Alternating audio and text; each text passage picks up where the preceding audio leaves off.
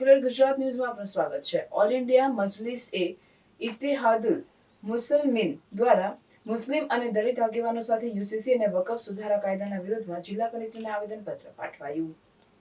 All India Majlis-e Ittehadul Muslimeen દ્વારા મુસ્લિમ સમાજના લોકો તથા દલિત સમાજના આગેવાનોને સાથે રાખીને યુસીસી અને વકફ અમેન્ડમેન્ટ કાયદાના વિરોધમાં કલેક્ટરને આવેદનપત્ર પાઠવ્યું। તેઓ કલેક્ટરના માધ્યમથી ગુજરાતના મુખ્યમંત્રીને માંગણી કરી રહ્યા છે કે યુસીસી લાગુ કરવા માટે જે કમિટી બનાવવામાં આવે છે તેને તાત્કાલિક ધોરણે બરખાસ્ત કરવામાં આવે। યુસીસી ભારતીય બંધારણના આર્ટિકલ 25નું ઉલ્લેખન કરે છે। આર્ટિકલ 25 ભારતના દરેક નાગરિકને ધાર્મિક સ્વતંત્રતાનો અધિકાર આપે છે। જો યુસીસી લાગુ થશે તો મુસ્લિમ સમાજના જે ધાર્મિક રીતિ રિવાજો છે અને જે માન્યતાઓ છે જે લગભગ 1400 વર્ષ કરતાં પણ વધારે સમયથી કુરાનના આદેશ અને શરિયત પ્રમાણે પાલન કરે છે તેનું ઉલ્લંઘન થશે। તેથી જો યુસીસી લાગુ થશે તો યુસીસી અને શરિયતના નિયમોનું ઘર્ષણ થશે। આ સ્થિતિમાં મુસ્લિમોની ધાર્મિક લાગણી દુભાશે જે અમારા ધાર્મિક અધિકારનો ભંગ થવા બરાબર છે, જે બંધારણની વિરુદ્ધ છે। એઆઈએમઆઈએમનો આક્ષેપ છે કે યુસીસીની જે કમિટી બનાવવામાં આવી છે તે કમિટી પૂર્વગ્રહની સાથે એક ચોક્કસ માનસિકતા અને વિચારધારા સાથે કામ કરી રહી છે, એટલે સૂચનો મંગાવવામાં આવ્યા છે ને જે લોકોનો પ્રચંડ વિરોધ છે છતાં પણ કમિટી અમારા સૂચનોને ધ્યાનમાં લેશે નહીં અને તરફી કાર્યવાહી કરશે એવું માનવું છે। તો તાત્કાલિક ધોરણે આ કમિટી દરખાસ્ત થવી જોઈએ તેવી માંગણી એઆઈએમઆઈએમના પ્રમુખ દ્વારા કરવામાં આવી। આપણા ભારત દેશના લો કમિશને પણ યુસીસી લાગુ કરવું શક્ય નથી તેવું કહ્યું છે, છતાં પણ ગુજરાત સરકાર આ પ્રકારની કાર્ય કરીને મુસ્લિમોના બંધારણીય અધિકારનો ભંગ કરી રહી છે। સાથે સાથે આર્ટિકલ 29 અને 30 જે અલ્પસંખ્યાનો અધિકારનું રક્ષણ કરે છે અને જે વિશિષ્ટ અધિકારો આ કલમો હેઠળ અલ્પસંખ્યકોને મળેલા છે અને રાજ્યની પોતાની જવાબદારી છે કે સાંસ્કૃતિક અને ધાર્મિક અધિકારોનું રક્ષણ કરવામાં આવે, પરંતુ રાજ્ય ખુદ આ પ્રકારના કાયદાઓ બનાવવાનો પ્રયત્ન કરી રહી છે અને તે અત્યંત દુઃખદ અને નિંદનીય છે। વકફ બાબતે ઉગ્ર પ્રતિક્રિયા આપતા એઆઈએમઆઈએમ પ્રમુખ કહે છે કે વકફની પ્રોપર્ટી પબ્લિક પ્રોપર્ટી નથી કે જે સરકાર દ્વારા મુસ્લિમ સમાજને આપવામાં આવેલી હોય, પરંતુ આ પ્રોપર્ટી અમારા પૂર્વજો દ્વારા અલ્લાહના નામે મુસ્લિમ સમાજની પ્રગતિ, ઉદ્ધાર, ઉન્નતિ, ધાર્મિક અને સામાજિક વિકાસ માટે આપવામાં આવેલી છે। સરકાર દ્વારા વકફ કમિટીમાં ગેરમુસ્લિમોની નિમણૂકને ભારતના બંધારણને આર્ટિકલ 26 જે દરેક ધર્મના લોકોને પોતાની ધાર્મિક સંસ્થાઓના વહીવટ અને પ્રબંધનનો અધિકાર આપે છે તેનો ભંગ કરે છે, જે અમારા ધાર્મિક સ્વતંત્રતાના અધિકારનું ઉલ્લંઘન કરે છે। રિપોર્ટર નઝીર શેખ સાથે આરિફ સૈયદ।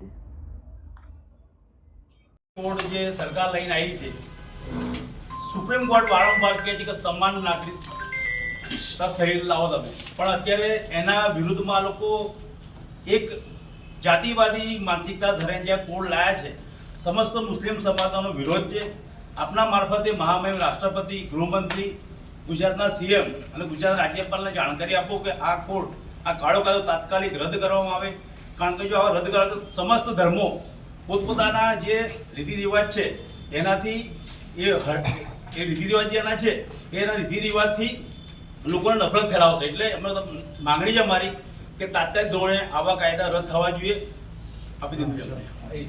આજે અમે યુસીસીના વિરોધમાં એક આવેદનપત્ર અને જે વકફ અમેન્ડમેન્ટ એક્ટ 2025 છે તેનો એક વિરોધ દર્શાવવા માટે આજે ઓલ ઇન્ડિયા મજલિસ ઇત્તેહાદુલ મુસ્લિમીનના નેજા હેઠળ અમે આજે મુસ્લિમ સમાજના આગેવાનો સાથે અહીંયા ઉપસ્થિત થયા છે। અમારું એવું માનવું છે કે અમે કલેક્ટરના માધ્યમથી ગુજરાતના મુખ્યમંત્રીને એક વિનંતી કરવા માગીએ છીએ કે યુસીસીની જે કમિટી છે તેને બરખાસ્ત કરવામાં આવે। યુસીસી જે છે તે અમારા આર્ટિકલ 25નું ઉલ્લંઘન કરે છે, કારણ કે આર્ટિકલ 25 અમને ધાર્મિક સ્વતંત્રતાનો અધિકાર આપે છે અને જેમાં જે અમારી જે માન્યતાઓ છે દરેક વ્યક્તિને પોતાના ધર્મ પ્રમાણે, ધાર્મિક માન્યતાઓ પ્રમાણે અનુસરવાનો અધિકાર આપે છે। પણ જ્યારે યુસીસી આવશે તો અમે જે 1400 વર્ષથી અમારા જે કુરાનના જે કાનૂન છે, અમારા જે શરિયતના કાનૂન છે તેની સાથે ટકરાવની સ્થિતિ ઊભી થશે। એટલે અમે એવું માનીએ છીએ કે જે યુસીસી જે લાગુ કરવાનો ગુજરાત સરકારનો પ્રયાસ છે એ વખોડવાઈએ છીએ અમે એને। અને યુસીસીની જે કમિટી છે એ એક માનસિકતાની સાથે અહીંયા કમિટીની રચના થઈ છે અને એ લોકો એક પૂર્વગ્રહની સાથે આ કામ કરી રહ્યા છે, કારણ કે અમે જે વિરોધ કરીશું તે વિરોધને પણ તેઓ ધ્યાનમાં લેવાના નથી એવું અમને લાગી રહ્યું છે અને એકતરફી નિર્ણય થશે।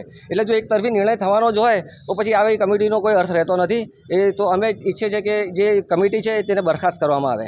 આગેવાનો દ્વારા યુસીસીના વિરોધની અંદર આજે એક રેલી કાઢીને કલેક્ટર સાહેબશ્રીને આવેદનપત્ર આપવા માટે નીકળ્યા છે। યુસીસી યુનિફોર્મ સિવિલ કોડ મુસ્લિમોને ખરેખર તેની કોઈ જ જરૂર નથી। મુસ્લિમોને જરૂર છે રોજગારીની, શિક્ષણની અને મુસ્લિમોને સરકારી નોકરીની જરૂર છે।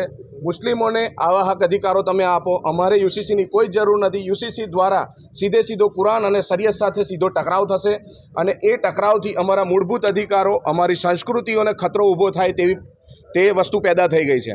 જે ગુજરાત સરકાર દ્વારા રંજન દેસાઈ જે રિટાયર્ડ જજ છે તેમની કમિટી બનાવવામાં આવી છે, એ કમિટી બરખાસ્ત થાય એવી અમારી માંગ છે. જે ઉત્તરાખંડની અંદર એક દારૂ શાસન લગાવીને યુસીસી લાગુ કરવામાં આવ્યું છે, મુસ્લિમોને સાંભળવામાં નથી આવ્યા, તો અમને ડર એ છે ગુજરાતની અંદર પણ આ જ વસ્તુ બનવાની છે અને આ વસ્તુથી મુસ્લિમોના અસ્તિત્વને ખતરો પહોંચવાનો છે. એક કરીને મુસ્લિમો પર વાર થઈ રહ્યા છે, પ્રહારો થઈ રહ્યા છે, સંવિધાનને બદલવામાં આવી રહ્યું છે.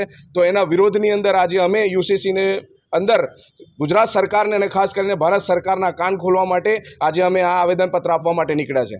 હું શાહિદ મંસૂરી, ગુજરાત પ્રદેશ ઉપપ્રમુખ, ઓલ ઇન્ડિયા મજલિસ ઇત્તેહાદુલ મુસ્લિમીન. સમાચારોની અવનવી અપડેટ્સ માટે જોતા રહો સેક્યુલર ગુજરાત ન્યૂઝ. સાથે સેક્યુલર ગુજરાત ન્યૂઝ ચેનલને લાઇક, શેર અને સબસ્ક્રાઇબ કરો અને બેલ આઇકોન દબાવીને સમાચારોની ઝડપી માહિતી મેળવો.